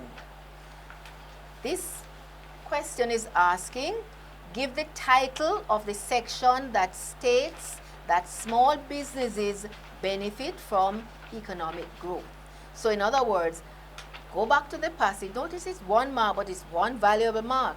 Go back to the document, find the section that gives you this idea that small businesses benefit from economic growth. What section? So it's right there. Be part of a successful industry. Notice how we are using a text feature. We're asking you to look at a text feature or a layout feature to answer a particular question. And number 10, as shown in the chart in document 2, what percentage of the public are willing to buy green fashion? Where would you look to find the answer to this one? Let us see if we can hear what, see what Anthony says. It's right there, 47%. Notice the graphic right there. The answer is right there. Remember that we had mentioned earlier that you will get a question that speaks to an image. Notice that the graph is there, the graphic is there. It's not just for decoration. It's not really for decoration. It is there for a particular purpose. It provides you with data. It shows you, it reinforces a point made in the text about how important it is for this particular point, green fashion, and it gives you the graphic right there to support it. Okay, we're going to move now to our final document, document 3. And as we prepare for that, we're going to ask Everton to read document 3 for us. Diary of starting a brand. Facing initial worries. Everyone keeps telling me that starting my own clothing line will be no simple task. Realizing that I have to be both creative and business savvy has only increased the pressure, especially as I am using my own savings to start the company. How am I going to make the brand work and become profitable? I'm fairly confident that my artistic flair will inspire my designs. but I do worry whether I have enough business knowledge to build a thriving company. Although I now realize the amount of time and money I need to commit, I am still motivated to work as hard as I can, keeping deadlines. I'm exhausted from balancing a full-time job and working on my collection in the evenings and weekends. It's meant moving deadlines back on the calendar and changing the project timelines. All my tasks are typically taking 3 times longer than expected. So now I have allowed more time for everything. This has reduced my stress levels. I have finished drawing several designs and the next task is to make up some samples on the sewing machine. Then I need to work out the cost of fabric and delivery. I should start researching websites creation soon, as it is essential for a booming business. Then I can focus my attention on the finances. I really need to try and get a business loan, getting important advice. Having spoken to an accountant, I have got some advice that I really can't ignore, as I thought obtaining funding can be tricky. But writing a well thought through business plan will establish my goals for the company. There is also another funding alternative from private investors who will provide capital for a growing business in exchange for part ownership of the company. In addition, they will also give me tips as experienced mentors. I haven't decided yet if this is a good idea or not, as I wouldn't want to put in all this hard work and then not actually own the company. Thank you. So, let us now look at the questions that are for document 3. And notice the instructions. Questions 11 to 14 are about document 3. So let us look at question 11. According to document 3, which one of the following best describes the purpose of a business plan? Notice this is not asking you for the purpose of the passage, but the purpose for something specific that is mentioned in the passage, which is a business plan. So what is the purpose? And you're to tick. And we have 4 responses and the boxes are provided. A, inspire creative ideas. B, decide on objectives. C, provide mentoring tips. And D, estimate delivery costs. Yes, I think with C and D. You take out C and D. All right. Okay, so you're going to battle with A and B. All right. Let us see how the battle goes. Okay. Inspire creative ideas. The purpose of a business plan. Yes, Really? Let us look at that section about getting important advice. Look at it.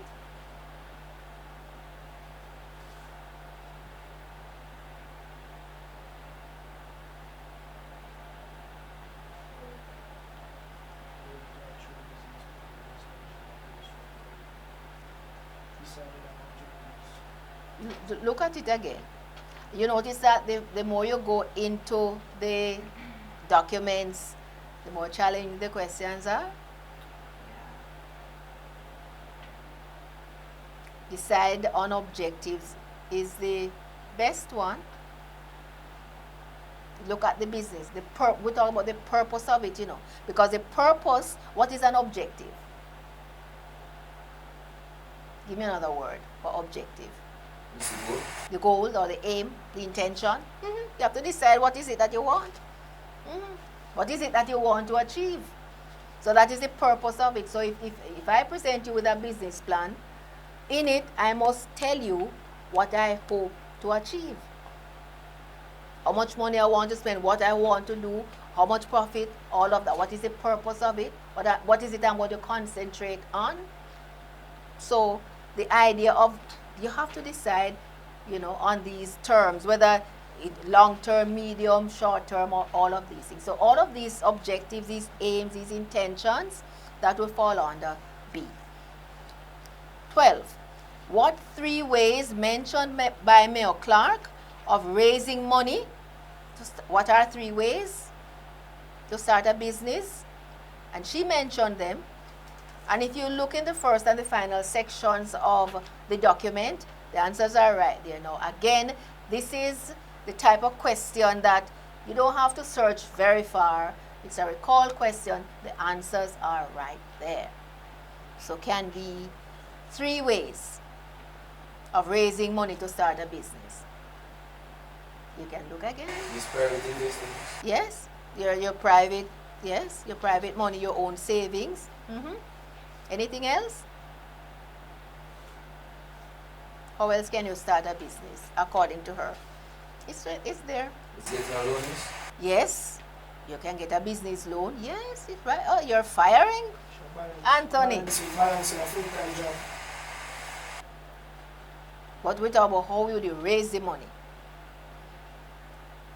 How would they, yes, that's good. You have something there in terms of managing the work and the full-time job. Yes, because in other words, you are working, so you're earning some money, so you can put that in the business as well. You're working hard, you have a full-time job, yes. Because it is some of these monies that you're going to use to start your business. So yes, you're right. Anything else? Didn't she also mention something about part ownership? Somebody would probably lend her, but she was wondering if, yes, you know, if she gave up all of that, wouldn't she want to own the company? Yes, all right. So, and we only asking for 3. So there are quite a few that you have mentioned. Your own savings or your own money, getting a loan, getting funding through the business plan, get private investors, or she mentioned mentors. She mentioned part ownership, or the idea of working, you know, having the full-time job. So, and we only want 3. Notice the value, 3 marks. So if you only give 1 or 2, you will not get the full marks. Let us look at question 13. Identify 2 words that Mayor Clarke uses in the diary that describe being successful. Notice that this is a diary. What is it? You know, just her personal thing. It's a diary that she has written. But there are 2 words, 2 marks. Boom, yes. Booming, yes. That's because you have to understand the meaning of successful. So if you understand what successful means, you will see the various words that you can use. So boom, booming, yes, that's one. Anything else that could speak to successful? Come on, it's there. Okay. Anthony, Everton again. What about thriving? Thriving company in the first part. It's right in the first paragraph. Yes, yes. All right. So, and the idea of becoming profitable.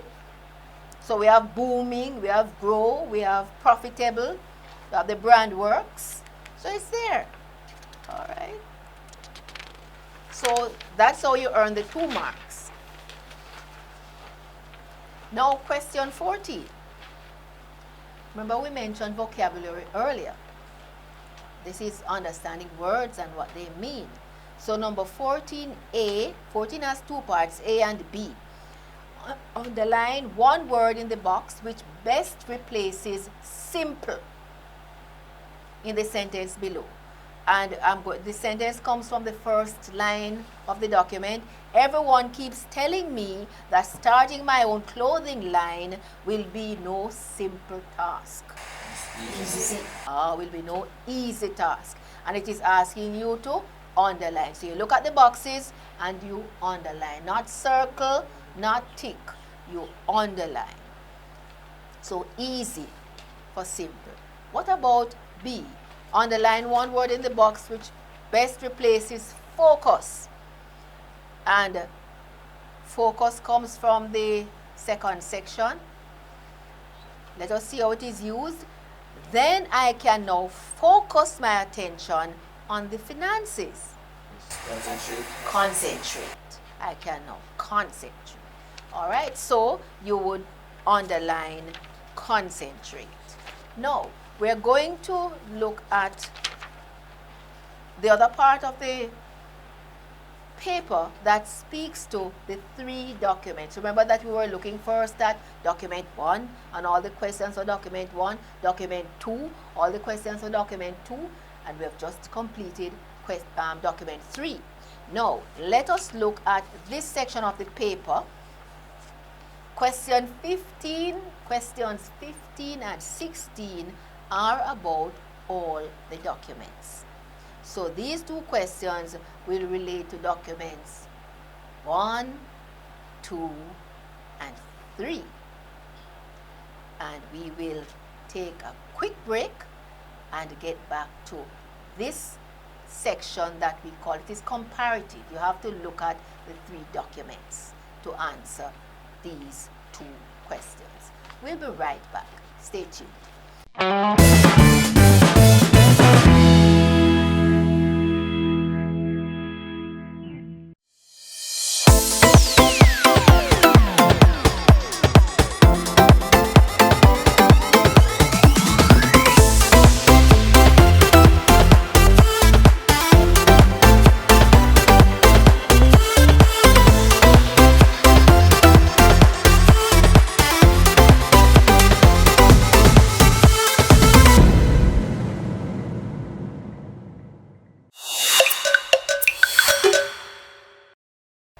Welcome back, students. We are going to be looking at questions 15 and 16, and these questions are about the 3 documents we just looked at, we just discussed. Question 15, you will need a dictionary to answer that. Now, if you do not have a dictionary, and I'm looking at my students in studio, what it means is that we'll have to make some intelligent guesses. But, however, this is very serious, students. You must come to the exam with a dictionary because you will be tested on the use of a dictionary. There's no if about that. All right, so let us look at what is asked in question 15. Give a dictionary definition of the words in bold below. And we have the words, there are 3 words, garment, ignore, and lucrative. And we're going to be looking at them. Notice that for each word, we want not just any old meaning. We want the word from a particular perspective in terms of part of speech. So we want garment, noun. A noun is a naming thing, so it is a something. And you know, nouns, you can either see them or you can't see them. Tangible and intangible. All right? So, but garment is something you can see. Let me, since we don't have our dictionaries with us, can we guess? But you know that you can't do that in the exam. In the exam, you're expected to take out your dictionary, look for the word garment, look for the part that says noun, because a word can have many, many meanings and many, many parts of speech. So you look for the word garment, look for noun, and then you write just what you see there. That's all it is asking you to do. It is dictionary use, but it is specific. So it is asking you for the noun. But for this purpose, since you don't have it, what is garment? It's a piece of clothing. A piece of clothing. And we could accept that. An article of clothing, or a piece of clothing, an outer covering, or clothes. And in other words, you notice that all these definitions we have given are nouns. Yeah? It's something that you can see. In this case, you can touch it. Garment. We wear garments. We wear clothes. All right? Ignore. And ignore here, verb. So we know verbs are action words. If I ignore you, what do I do? I do, yes. You're not paying me any mind. You refuse to pay attention to me. You bypass me, you overlook me, you refuse to take notice of. All of these are some dictionary meanings for ignore. Lucrative. And by the way, garment came from document 1.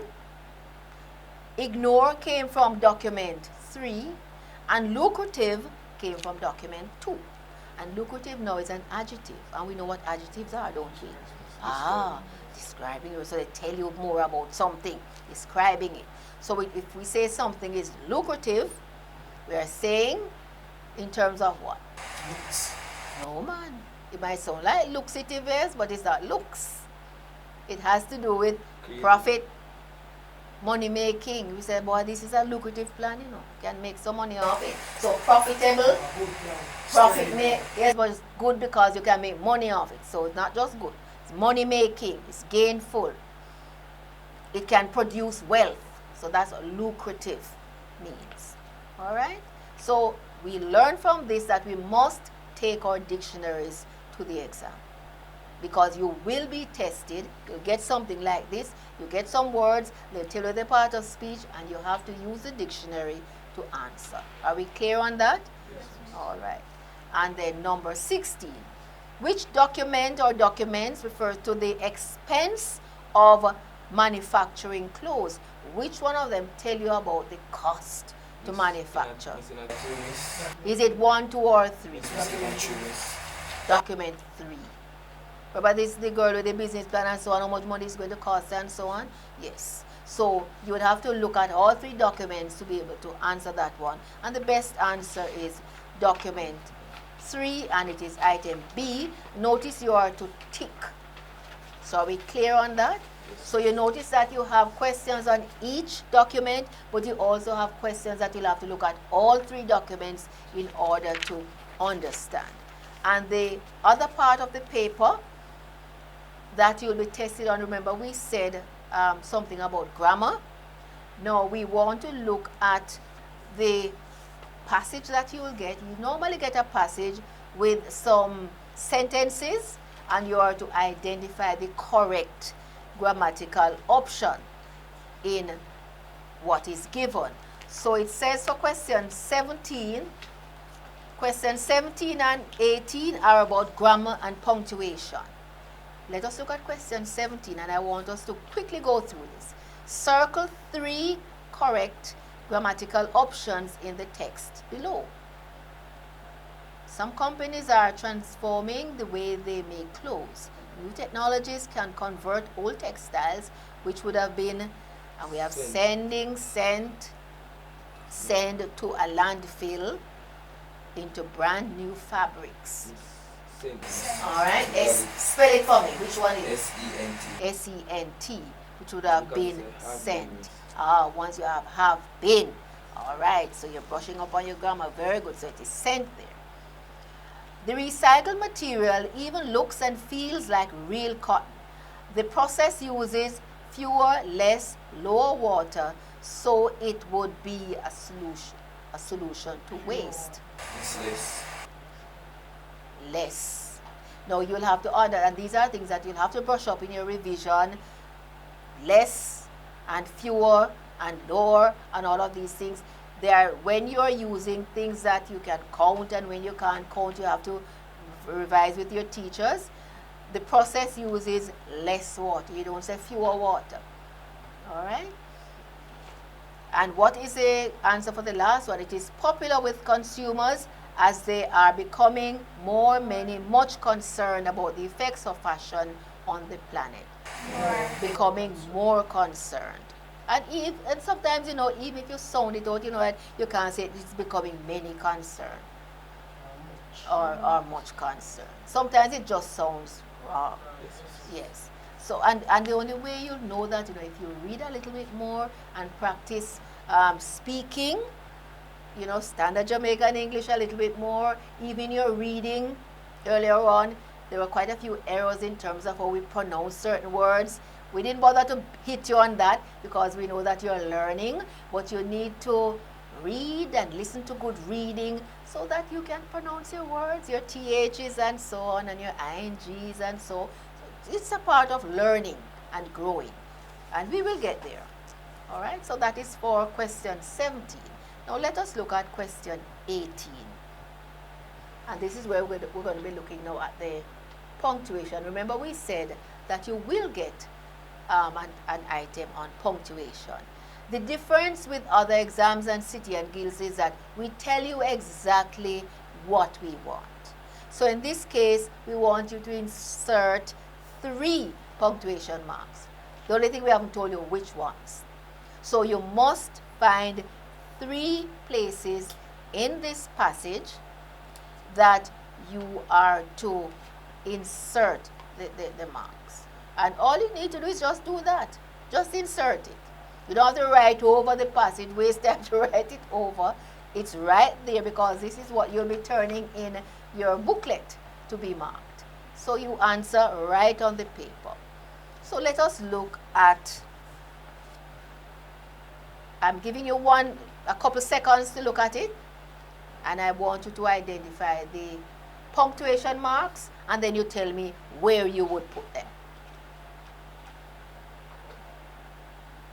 And while you're doing that, we could just take a minute to look at what is mounted in terms of the passage. And you'll notice that whatever you're getting, whether it is for grammar or punctuation, it still has to do with the theme. Everything here is about fashion. The same way in the exam, you'll be getting everything about education. The punctuation piece, the grammatical piece, the documents, the extended writing. All right? So we're ready now. Let us start with, okay? Let us hear what you have. What is the, first of all, tell me your punctuation marks before we go into where they should go. Which ones have you chosen? Question marks. So you're saying question, comma, question, comma, what? Full stop. All right. I'm not saying yea or nay. Let us, tell us the first one. It's a question mark. Question mark. Where would the question mark go? It is have you ever thought about the time and effort that goes into designing this staff uniform? All right. Question sign after uniforms, which is very good. All right. So correct so far. So we have 1. We have identified 1. Notice the value of this item, 3 marks. What's the other 2?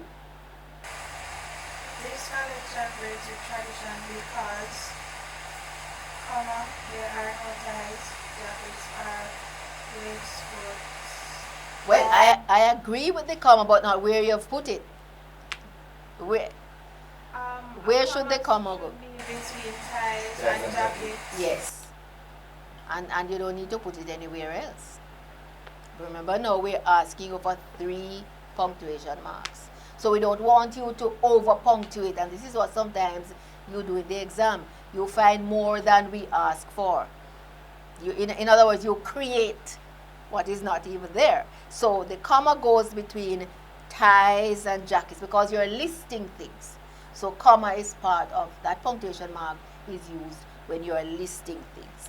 All right? Yes? So we have 2, 1 to go.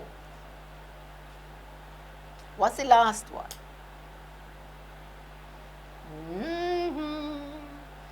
Well, in the interest of time, let me tell you. The apostrophe for W-E, apostrophe R-E, shortened for we are.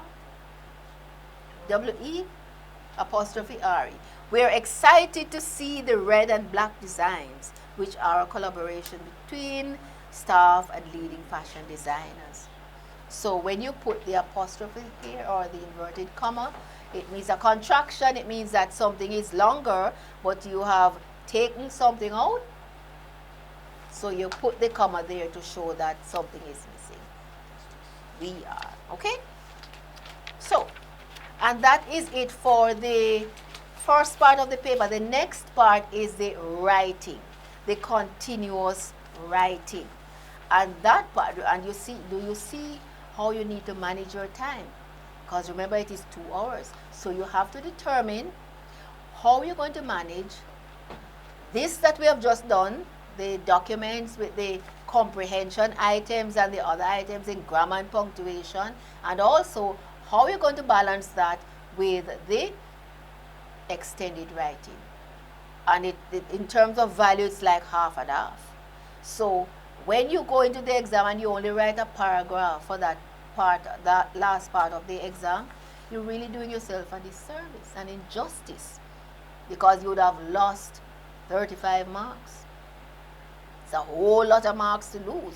So you will have to manage your time in such a way that you have time to write a quick plan and the letter or article or whatever you get. Let us look at what is asked for in section 2. So we have just completed section 1.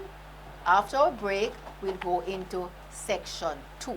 Stay tuned, we'll be right back.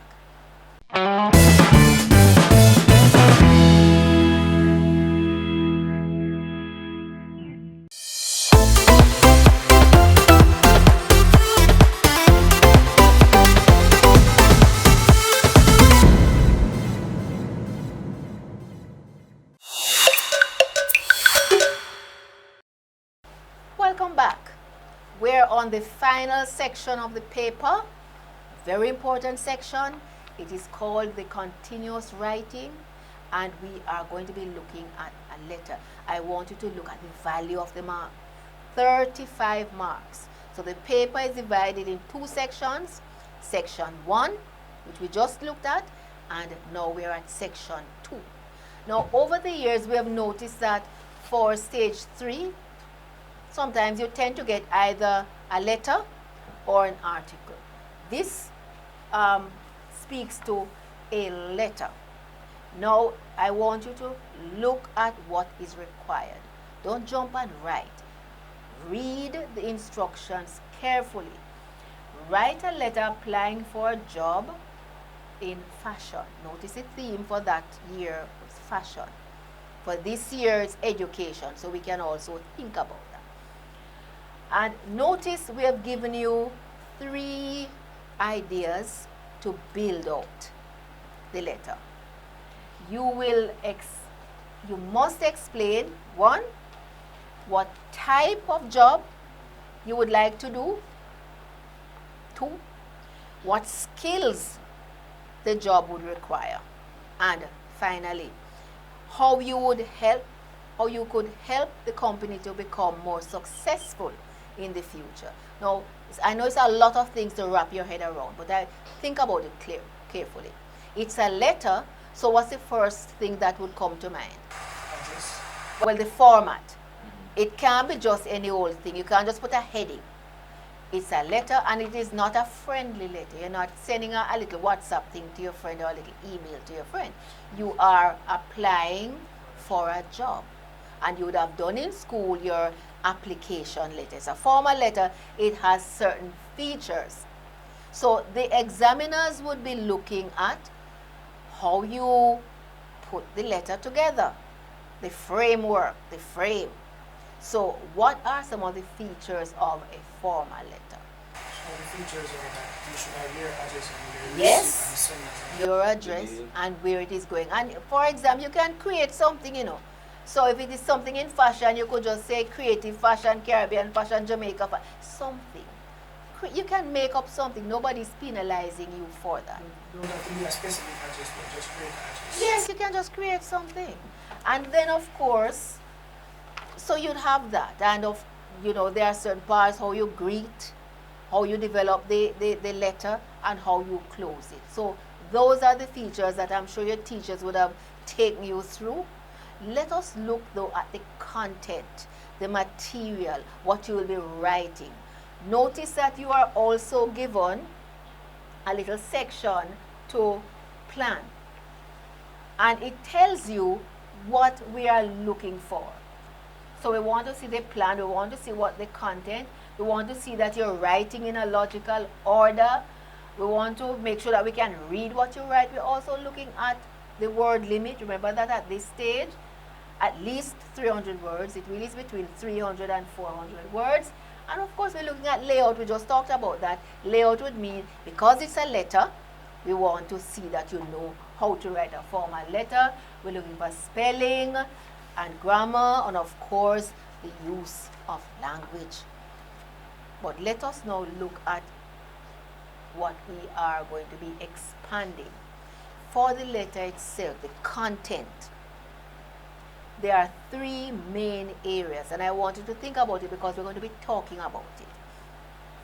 What job would you want to do? And think about it. What did you write in your when you were practicing in school? Because you would have got that for your mock exam, most of you anyway. It's accountant. So you want to be an accountant in the fashion industry, all right? A designer, all right, good. Okay.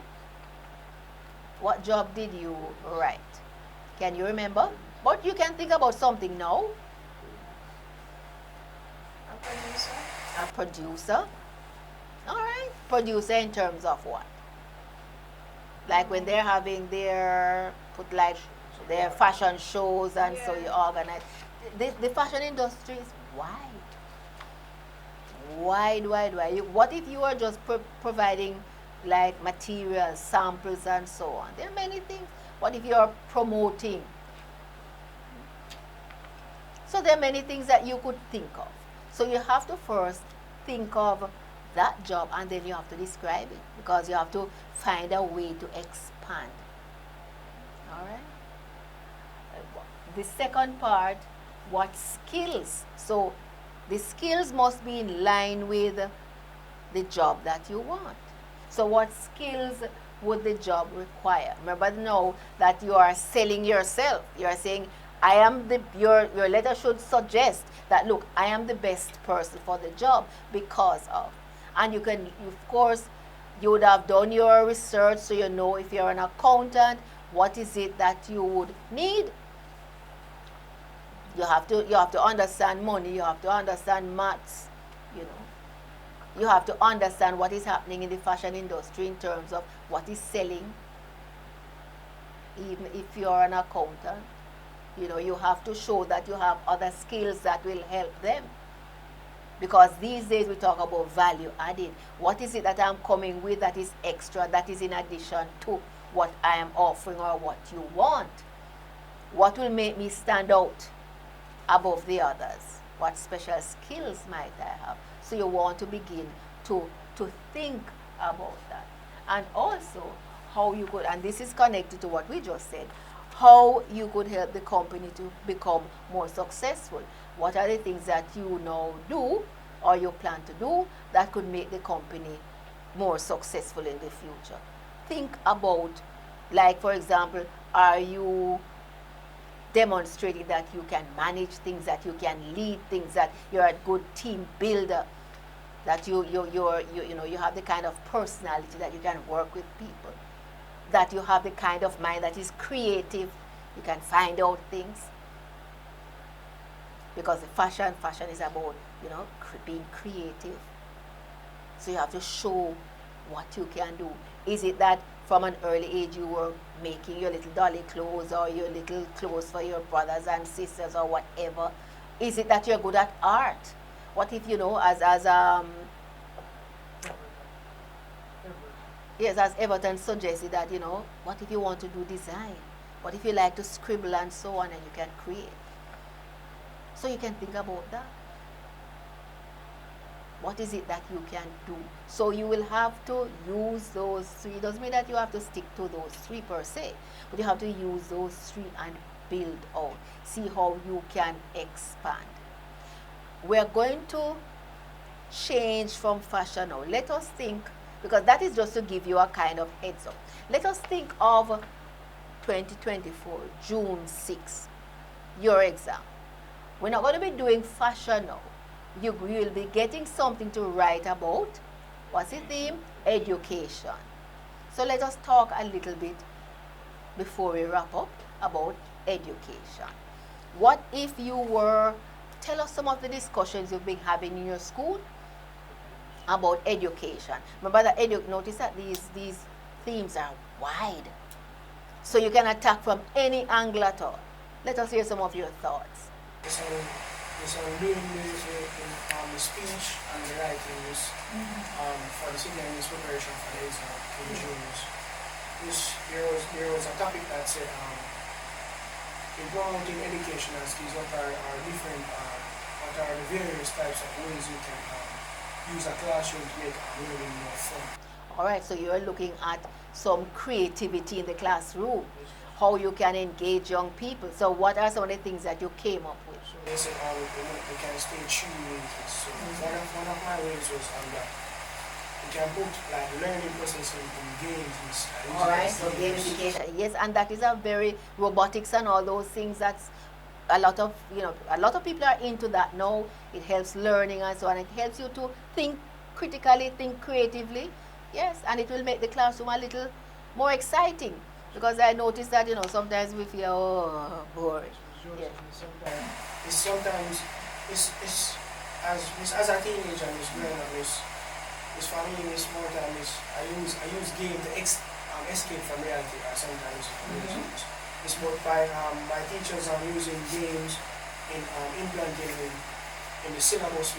Yes, to teach you. Teach us. Yes. It's to more draw our concept on our basic knowledge of the subject and get us to grasp the concept or understand that the word more properly. And the same way that writers use these text features to get you to enjoy and appreciate reading and understanding, is the same way those games can help you to understand certain concepts. And it's not just for English, it's for all the areas that you study in school, which is very good. Anything else about education that we could talk about as we prepare for the exam? Yes. Miss, how can mental health be included in school? All right, that mental health, is a very big thing.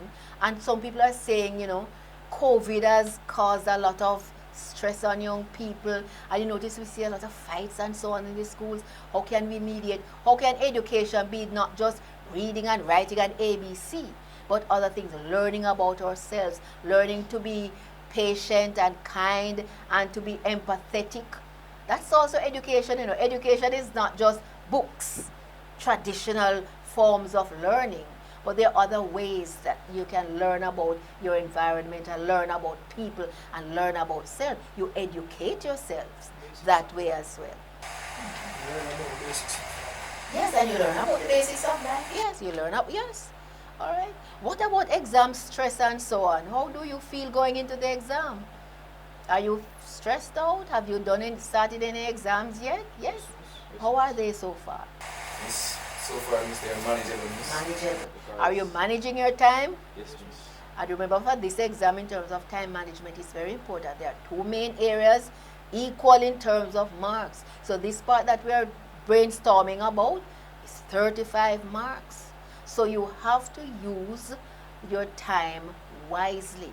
You can't spend all of it doing the documents and the comprehension pieces in the first part, and then by the time you get to this part, section 2, we say you're boss, you're done, you're tired, time is up. No, we can't allow that. So you have to manage your time. Ensure that you have at least 45 minutes, at least, for this part of the paper, so that you can do your best. Follow the instructions. Notice that we have a little section for you to plan.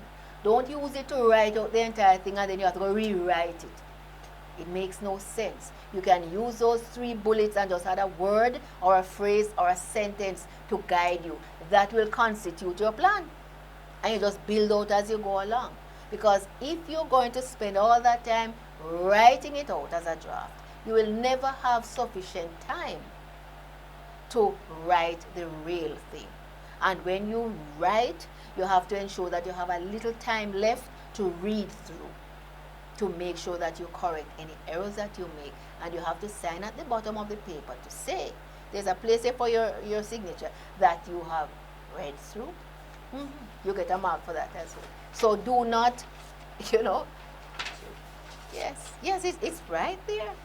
So yes, every 1 mark adds up. Every 1 mark is important. So we're going to use those bullets and expand on the points. All right? And for education, what if you were applying for something or talking about, what kind of jobs can you think of? Quickly before. Miss, the Ministry of Education, Miss. No, not just Ministry of Education, anywhere.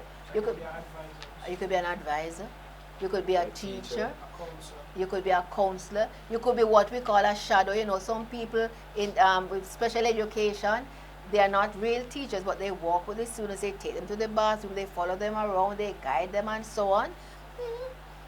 And Everton is seem to be artistic, and so what if you are you want to create some cartoons to get children to learn? Graphics. Yes, there is some graphics also. It's a wide area. So there are many things you can do and you can think about. You can also think about some of the challenges in education. You know, it's not just here in Jamaica. What about other parts of the world? Some people can't even go to school. Yes. You know, think about, remember what happened during COVID? Some people had connections, some didn't. Some it was difficult to learn and so on. So there are many ways that you can look at education. I want you now to go home, do some more work, you know, refresh yourselves, make sure you have a dictionary for the exam. And remember, there are two main sections, section 1, section 2, and we want you to do your very best. All the very best, and we hope to hear good things from you. All right? Bye-bye for now.